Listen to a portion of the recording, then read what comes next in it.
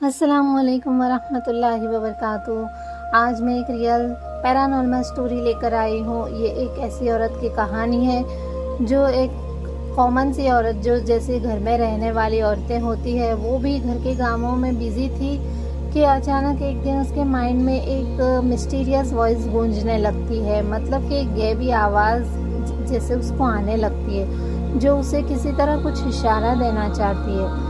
उसको अचानक ही एक दिन ऐसा लगा कि कोई उससे बात करने की कोशिश कर रहा है। उसके मुताबिक उसे अपने दिमाग में आने वाली वॉइस बिल्कुल वैसे ही लगती थी जैसे कोई उसके सामने बैठकर बात कर रहा हो। आवाज़ थी, घबराओ मत, मैं नहीं जानता कि आपसे बात करने का ये तरीका सही है भी या नहीं, लेकिन मुझे बड़ी खुशी होगी अगर मैं आपकी हेल्प कर पाया तो।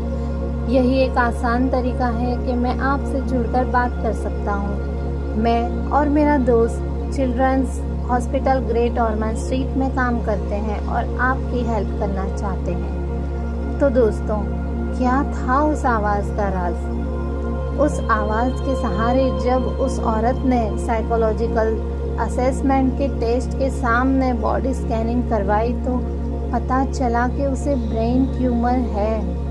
दिमाग में गूंजने वाली ये आवाज़ जैसे कह रही थी वैसे ही उस औरत ने टेस्ट और ट्रीटमेंट करवाए। जब उस औरत का सर्जरी के ज़रिए ट्यूमर पूरी तरह रिमूव कर दिया गया, तब उस औरत ने लास्ट टाइम कॉन्शियस में आने पर वही आवाज़ सुनी।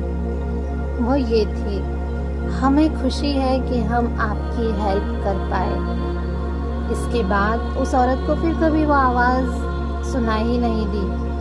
उस औरत का एक मिस्टीरियस आवाज़ के सहारे ट्यूमर का खुद के तौर पर जांच करवाना और ट्यूमर से छुटकारा पाना ब्रिटिश मेडिकल जर्नल BMG में पब्लिश हुआ। ये रियल पैरानॉर्मल स्टोरी हकीकत में आज भी सबके लिए एक मिस्ट्री बनी हुई है।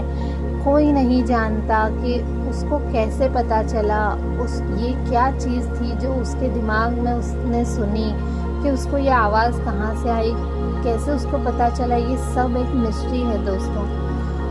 अगर आपको ऐसी ही और मिस्टीरियस कहानी सुननी है तो हमारी चैनल सब्सक्राइब कीजिए, लाइक शेयर और कमेंट ज़रूर कीजिए और बेल आइकन को क्लिक कर दें ताकि आने वाली न्यू वीडियो की नोटिफिकेशन सबसे पहले आपको मिल पाए। अस्सलामुअलैकुम वरहमतुल्लाहि वबरकातुहू।